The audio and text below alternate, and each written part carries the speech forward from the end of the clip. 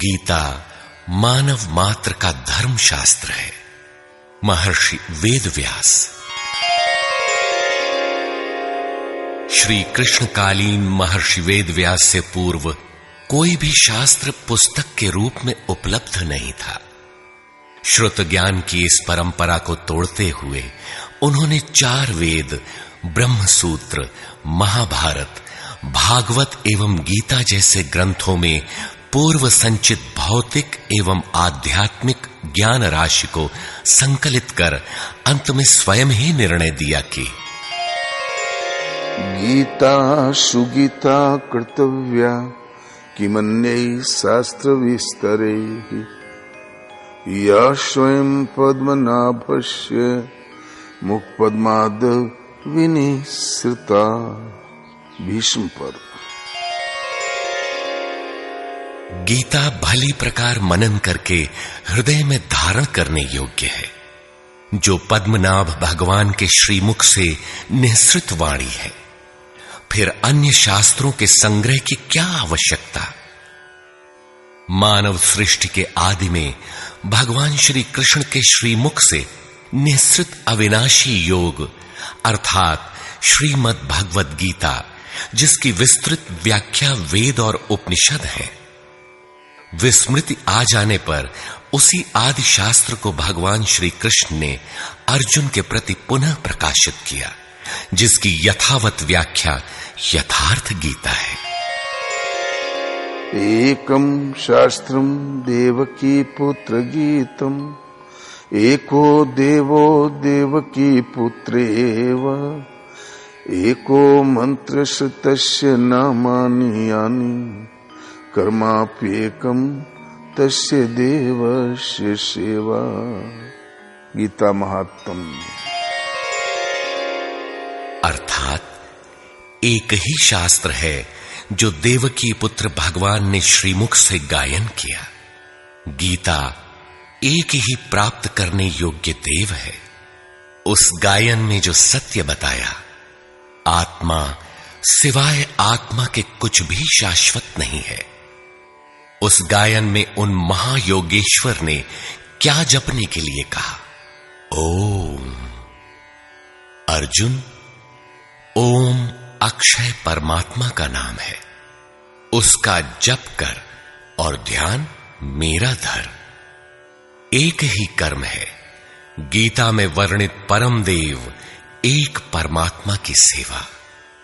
उन्हें श्रद्धा से अपने हृदय में धारण करें। अस्तु, आरंभ से ही गीता आपका शास्त्र रहा है। भगवान श्री कृष्ण के हजारों वर्ष पश्चात परवर्ती जिन महापुरुषों ने एक ईश्वर को सत्य बताया, गीता के ही पथ पर चलने वाले पथिक हैं, गीता के ही संदेशवाहक हैं। ईश्वर से ही लौकिक एवं पारलौकिक सुखों की कामना, ईश्वर से डरना, अन्य किसी को ईश्वर न मानना, यहां तक तो सभी महापुरुषों ने बताया। किंतु ईश्वरीय साधना, ईश्वर तक की दूरी तय करना, ये केवल गीता में ही सांगोपांग क्रमबद्ध सुरक्षित है। गीता से सुख शांति तो मिलती ही है, ये अक्षय अनामय पद भी देती है। देखिए श्रीमद् भगवद गीता की टीका, यथार्थ गीता।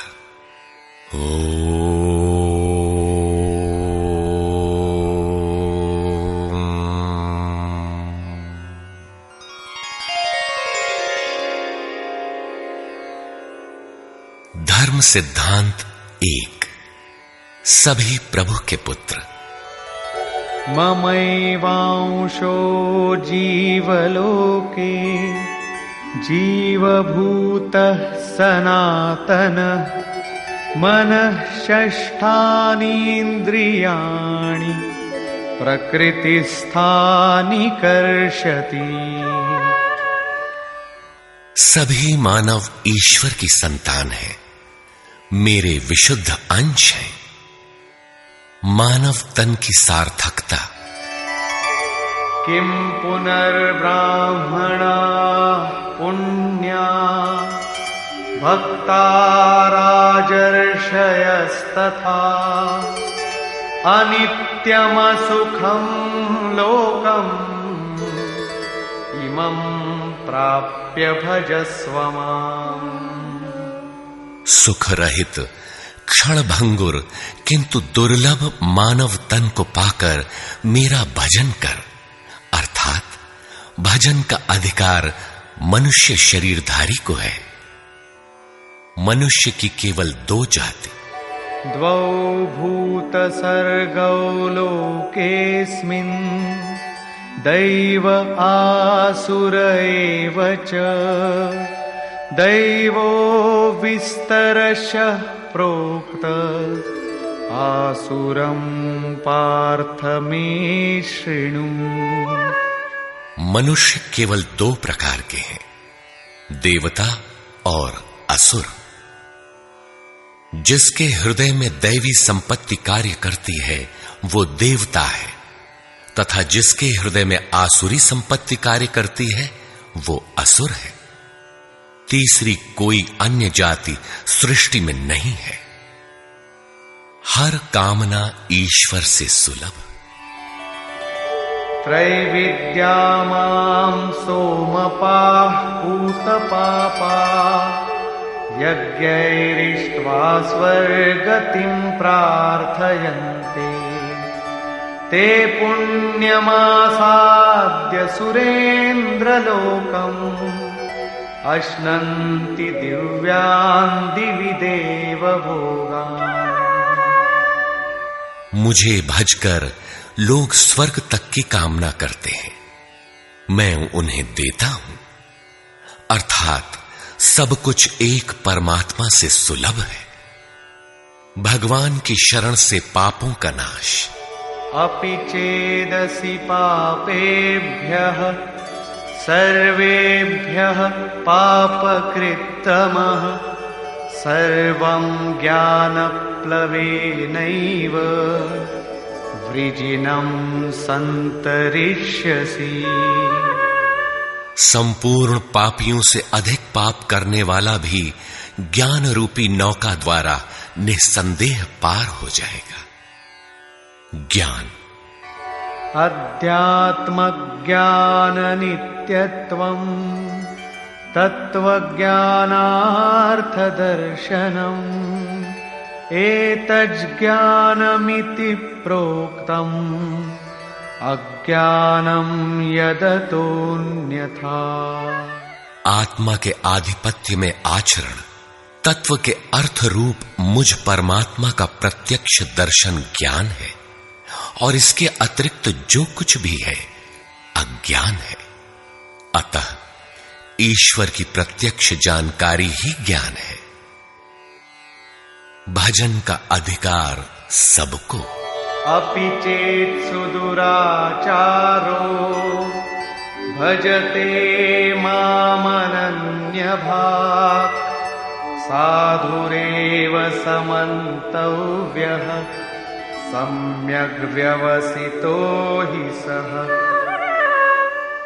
क्षिप्रं भवति धर्मात्मा शश्वच्छान्तिं निगच्छति कौन्तेय प्रतिजानीहि न मे भक्तः प्रणश्यति।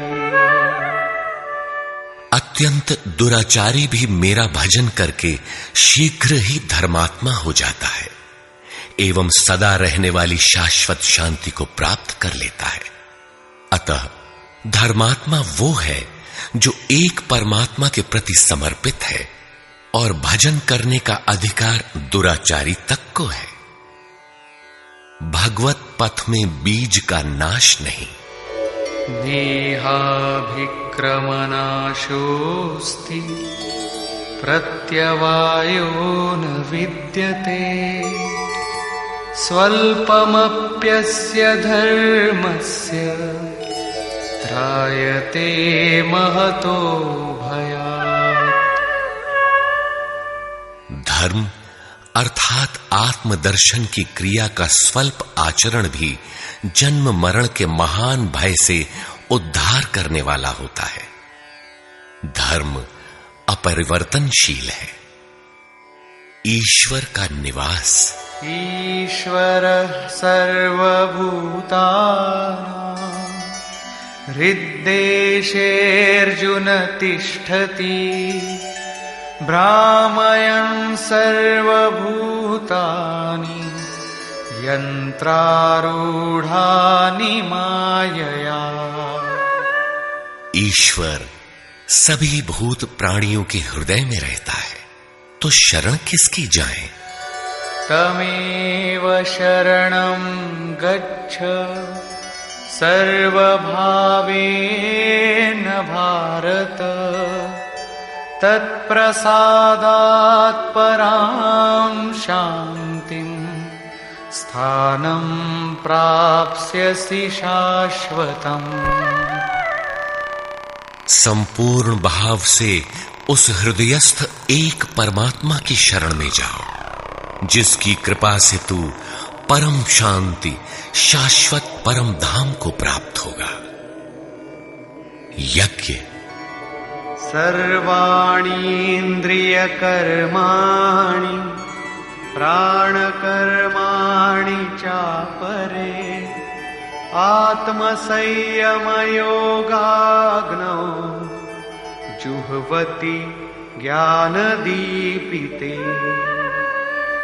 संपूर्ण इंद्रियों के व्यापार को, मन की चेष्टाओं को ज्ञान से प्रकाशित हुई आत्मा में संयम रूपी योगाग्नि में हवन करते हैं। अपाने जुह्वति प्राणं प्राणे पानं तथा परे प्राणापानगतिरुद्ध्वा प्राणायाम परायणा। बहुत से योगी श्वास को प्रश्वास में हवन करते हैं और बहुत से प्रश्वास को श्वास में। इससे उन्नत अवस्था होने पर अन्य श्वास प्रश्वास की गति रोककर प्राणायाम परायण हो जाते हैं। इस प्रकार योग साधना की विधि विशेष का नाम यज्ञ है। उस यज्ञ को कार्य रूप देना कर्म है। कर्म। एवं बहुविधा यज्ञा वितता ब्रह्मणो मुखे कर्मजान् विद्धितान् सर्वान् एवं ज्ञात्वा विमोक्ष्यसे। इस प्रकार बहुत से यज्ञ, जैसे श्वास का प्रश्वास में हवन, प्रश्वास का श्वास में हवन, श्वास प्रश्वास का निरोध कर प्राणायाम के परायण होना इत्यादि यज्ञ जिस आचरण से पूर्ण होता है, उस आचरण का नाम कर्म है। कर्म माने आराधना, कर्म माने चिंतन। योग साधना पद्धति का नाम यज्ञ है। विकर्म। विकर्म का अर्थ विकल्प शून्य कर्म है। प्राप्ति के पश्चात महापुरुषों के कर्म विकल्प शून्य होते हैं। आत्मस्थित, आत्मतृप्त, आप्त काम महापुरुषों को न तो कर्म करने से कोई लाभ है और न छोड़ने से कोई हानि ही है। फिर भी वे पीछे वालों के हित के लिए कर्म करते हैं। ऐसा कर्म विकल्प शून्य है, विशुद्ध है, और यही कर्म विकर्म कहलाता है। यज्ञ करने का अधिकार। यज्ञ शिष्टामृत भुजो यान्ति ब्रह्म सनातनम् नायं लोकोऽस्त्य यज्ञस्य कुतोऽन्यः कुरु सत्तम। यज्ञ न करने वालों को दोबारा मनुष्य शरीर भी नहीं मिलता। अर्थात यज्ञ करने का अधिकार उन सब को है जिन्हें मनुष्य शरीर मिला है। ईश्वर देखा जा सकता है। भक्त्या त्वनन्यया शक्य अहमेवं विधोऽर्जुन ज्ञातुं द्रष्टुं च तत्त्वेन प्रवेष्टुं च परन्तप। अनन्य भक्ति के द्वारा मैं प्रत्यक्ष देखने, जानने तथा प्रवेश करने के लिए भी सुलभ हूं। आश्चर्यवत् पश्यति कश्चिदेनम्, आश्चर्यवद् वदति तथैव चान्यः, आश्चर्यवच्चैनमन्यः शृणोति, श्रुत्वाप्येनं वेद न चैव कश्चित्। इस अविनाशी आत्मा को कोई विरला ही आश्चर्य की तरह देखता है, आश्चर्य की तरह उपदेश करता है, और कोई विरला ही इसे आश्चर्य की तरह सुनता है। अर्थात ये प्रत्यक्ष दर्शन है। आत्मा ही सत्य है, सनातन है। अच्छेद्योऽयमदाह्योऽयम् अक्लेद्यो शोष्य एव च, नित्यः सर्वगतः स्थाणुः अचलोऽयं सनातनः। ये आत्मा सर्वव्यापक, अचल, स्थिर रहने वाला और सनातन है। आत्मा ही सत्य है। विधाता और उससे उत्पन्न सृष्टि नश्वर है। आब्रह्म भुवनाल्लोकाः पुनरावर्तिनोऽर्जुन, मामुपेत्य तु कौन्तेय पुनर्जन्म न विद्यते। ब्रह्मा और उससे निर्मित सृष्टि, देवता और दानव दुखों की खानी, क्षणभंगुर और नश्वर है, किंतु मेरा भक्त कभी नष्ट नहीं होता। भजन एक परमात्मा का करना चाहिए। देव पूजा। कामैस्तैस्तैर्हितज्ञानाः प्रपद्यन्तेऽन्यदेवताः, तन्तन्नियममास्थाय प्रकृत्या नियताः स्वया। कामनाओं से जिनकी बुद्धि आक्रांत है, ऐसे मूढ़ बुद्धि ही परमात्मा के अतिरिक्त अन्य देवताओं की पूजा करते हैं। येऽप्यन्यदेवता भक्ता यजन्ते श्रद्धयान्विताः, तेऽपि मामेव कौन्तेय यजन्त्यविधिपूर्वकम्। देवताओं को पूजने वाला मेरी ही पूजा करता है, किंतु वह पूजन अविधि पूर्वक है, इसलिए नष्ट हो जाता है। यजन्ते सात्विका देवान् यक्षरक्षांसि राजसाः, प्रेतान् भूतगणांश्चान्ये यजन्ते तामसा जनाः।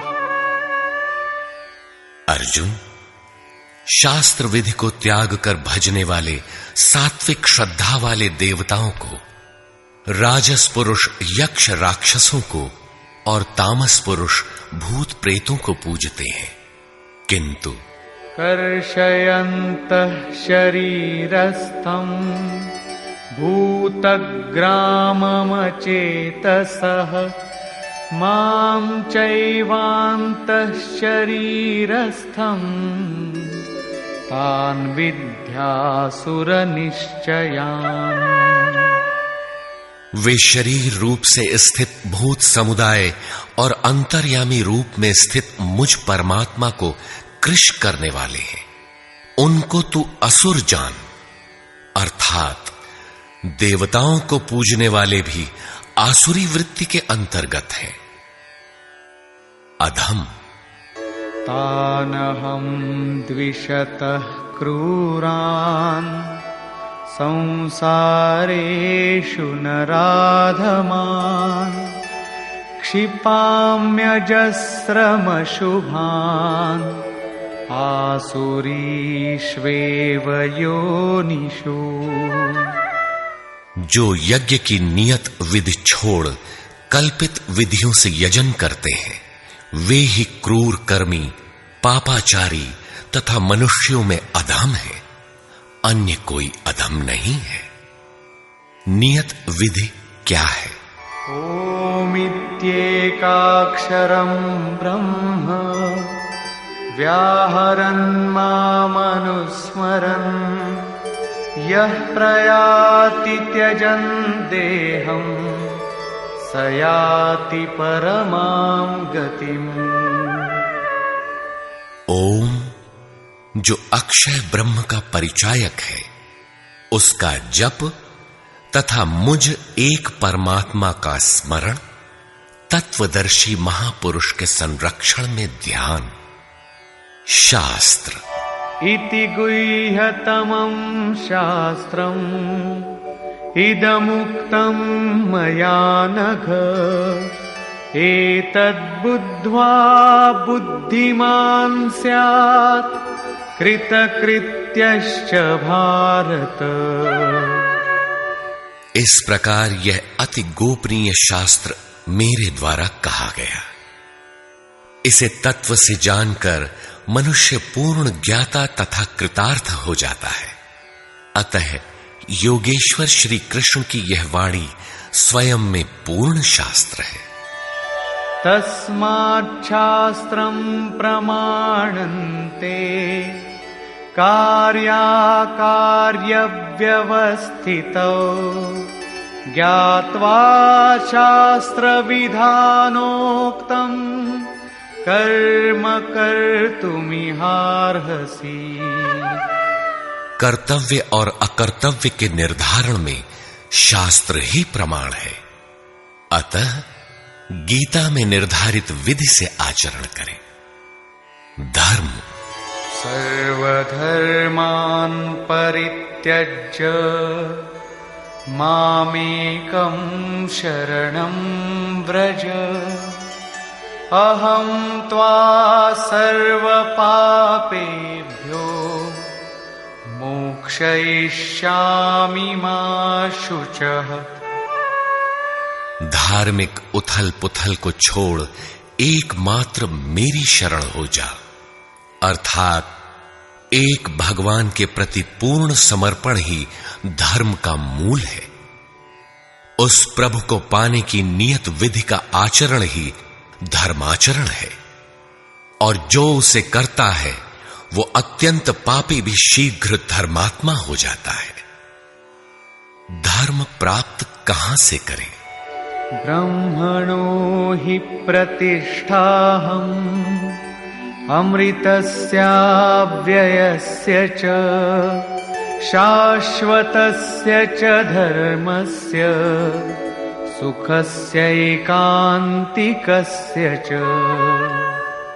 उस अविनाशी ब्रह्म का, अमृत का, शाश्वत धर्म का और अखंड एक रस आनंद का मैं ही आश्रय हूं, अर्थात परमात्म स्थित सद्गुरु ही इन सब का आश्रय है। नोट: विश्व के सारे धर्मों की सत्यधारा एक ईश्वर गीता का ही प्रसारण है।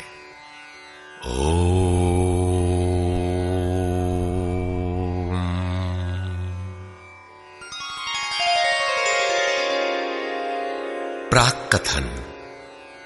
वस्तुतः गीता पर टीका लिखने की अब कोई आवश्यकता प्रतीत नहीं होती, क्योंकि इस पर सहस्त्रों टीकाएं लिखी जा चुकी हैं, जिनमें 50 तो केवल संस्कृत में ही है। गीता को लेकर 50 मत हैं, जबकि सबकी आधारशिला एकमात्र गीता है। योगेश्वर श्री कृष्ण ने तो कोई एक बात कही होगी, फिर यह मतभेद क्यों? वस्तुतः वक्ता एक ही बात कहता है, किंतु श्रोता यदि 10 बैठे हों तो 10 प्रकार के आशय ग्रहण करते हैं। व्यक्ति की बुद्धि पर तामसी, राजसी अथवा सात्विक गुणों का जितना प्रभाव है, उसी स्तर से उस वार्ता को पकड़ पाता है। इससे आगे वो समझ नहीं पाता। अतः मतभेद स्वाभाविक है। विभिन्न मतवादों से और कभी-कभी एक ही सिद्धांत को अलग-अलग काल और भाषाओं में व्यक्त करने से साधारण मनुष्य संशय में पड़ जाता है। बहुत सी टीकाओं के बीच वह सत्य धारा भी प्रवाहित है, किंतु शुद्ध अर्थ वाली एक टीका हजारों टीकाओं के बीच रख दी जाए तो उनमें यह पहचानना कठिन हो जाता है कि यथार्थ कौन है। वर्तमान काल में गीता की बहुत सी टीकाएं हो गई हैं। सभी अपनी अपनी सत्यता का उद्घोष करती हैं, किंतु गीता के शुद्ध अर्थ से वे बहुत दूर हैं। निस्संदेह कुछ महापुरुषों ने सत्य का स्पर्श भी किया, किंतु कतिपय कारणों से वे उसे समाज के समक्ष प्रस्तुत न कर सके। श्री कृष्ण के आशय को हृदयंगम न कर पाने का मूल कारण है कि वे एक योगी थे। श्री कृष्ण जिस स्तर की बात करते हैं, क्रमशः चलकर उसी स्तर पर खड़ा होने वाला कोई महापुरुष ही अक्षरशः बता सकेगा कि श्री कृष्ण ने जिस समय गीता का उपदेश दिया था, उस समय उनके मनोगत भाव क्या थे। मनोगत समस्त भाव कहने में नहीं आते। कुछ तो कहने में आ पाते हैं, कुछ भाव भंगिमा से व्यक्त होते हैं, और शेष पर्याप्त क्रियात्मक हैं, जिन्हें कोई पथिक चलकर ही जान सकता है। जिस स्तर पर श्री कृष्ण थे, क्रमशः चलकर उसी अवस्था को प्राप्त महापुरुष ही जानता है कि गीता क्या कहती है। वह गीता की पंक्तियां ही नहीं दोहराता, बल्कि उनके भावों को भी दर्शा देता है, क्योंकि जो दृश्य श्री कृष्ण के सामने था, वही उस वर्तमान महापुरुष के समक्ष भी है। इसलिए वो देखता है, दिखा देगा, आप में जागृत भी कर देगा, उस पथ पर चला भी देगा। पूज्य श्री परमहंस जी महाराज भी उसी स्तर के महापुरुष थे। उनकी वाणी तथा अंतः प्रेरणा से मुझे गीता का जो अर्थ मिला, उसी का संकलन यथार्थ गीता है। इसमें मेरा अपना कुछ भी नहीं है। यह क्रियात्मक है। साधन अपनाने वाले प्रत्येक पुरुष को इसी परिधि से गुजरना होगा। जब तक वो इससे अलग है, तब तक स्पष्ट है कि वो साधन नहीं करता, किसी न किसी प्रकार की लकीर अवश्य पीटता है। अतः किसी महापुरुष की शरण ले। श्री कृष्ण ने किसी अन्य सत्य को नहीं बताया, बल्कि कहा, ऋषिभिर बहुधा गीतम। ऋषियों ने अनेकों बार जिसका गायन किया है, वही कहने जा रहा हूं।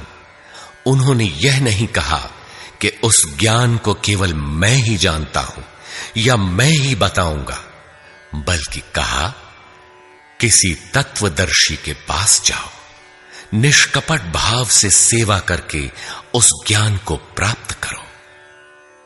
श्री कृष्ण ने महापुरुषों द्वारा शोधित सत्य को ही उद्घाटित किया है। गीता सुबोध संस्कृत में है। यदि अन्वयार्थ ही लें तो गीता का अधिकांश आप स्वयं हृदयंगम कर सकेंगे, किंतु आप ज्यों का त्यों अर्थ नहीं लेते। उदाहरण के लिए श्री कृष्ण ने स्पष्ट कहा कि यज्ञ की प्रक्रिया ही कर्म है। फिर भी आप कहते हैं कि खेती करना कर्म है।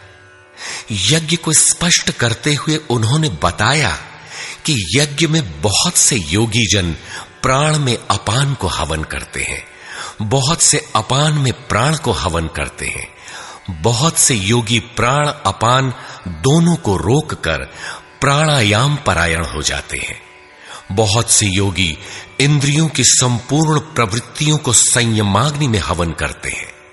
इस प्रकार श्वास प्रश्वास का चिंतन